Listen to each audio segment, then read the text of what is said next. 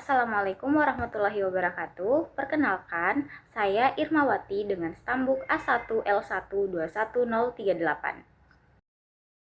Pada kesempatan kali ini, kita akan membahas jurnal yang berjudul Adsorpsi Logam Pb2 menggunakan adsorben rumput gajah teraktivasi yang ditulis oleh Anissa dan kawan-kawan pada tahun 2024 yang diterbitkan pada jurnal kimia terakreditasi Sinta 3.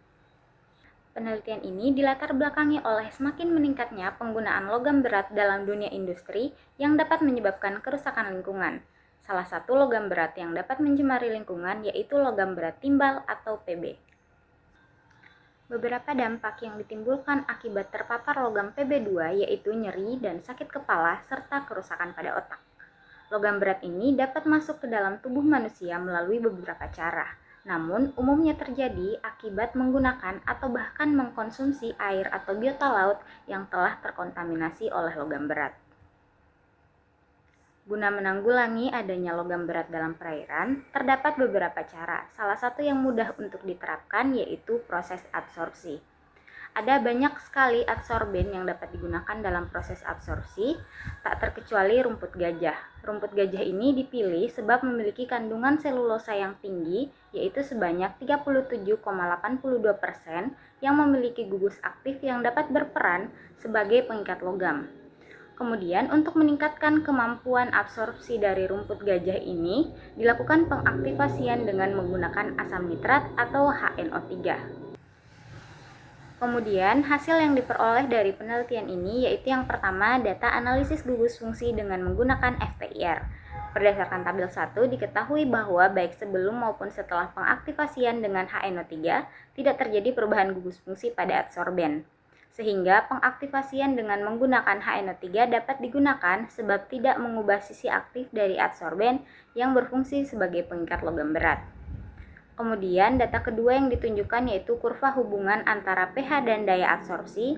Diketahui bahwa pH optimum pada absorpsi ini berada pada pH 7 dengan kapasitas absorpsi sebesar 95,60%. Kemudian data ketiga yang ditunjukkan yaitu hubungan antara waktu kontak dengan daya absorpsi.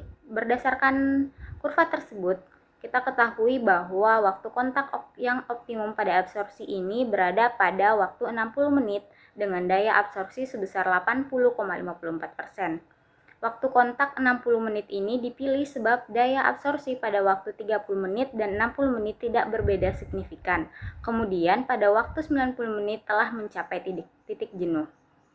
Selanjutnya, untuk tabel 2 menunjukkan data CO atau konsentrasi awal logam, kemudian ada CE atau konsentrasi akhir, ada QE atau kapasitas absorpsi, kemudian ada data CE per QE, log CE, dan log QE sebagai data yang digunakan dalam penentuan isoterm absorpsi.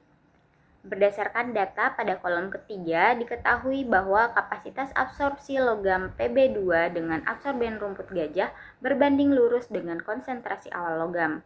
Artinya, semakin tinggi konsentrasi awal logam, maka kapasitas absorpsi semakin meningkat. Kemudian selanjutnya dilakukan penentuan isoterm absorpsi sehingga diperoleh grafik sebagai berikut. Untuk isoterm absorpsi Langmuir dilihat hubungan antara CE per QE dengan CE, sedangkan untuk isoterm Freundlich dilihat pada hubungan antara log CE dan log QE. Berdasarkan kedua grafik tersebut, diketahui bahwa adsorpsi logam Pb2 dengan rumput gajah mengikuti isoterm absorpsi model Langmuir.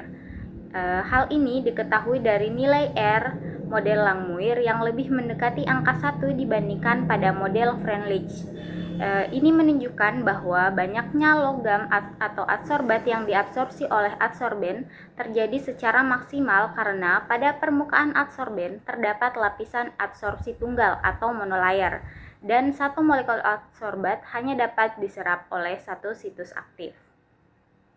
Berdasarkan data tersebut disimpulkan bahwa pH optimum pada absorpsi logam Pb2 dengan adsorben rumput gajah yaitu pada pH 7 dengan waktu kontak 60 menit, kemudian kapasitas absorpsi berbanding lurus dengan konsentrasi awal logam, serta isoterm absorpsi mengikuti model Langmuir dengan nilai koefisien determinasi adalah 0,9632.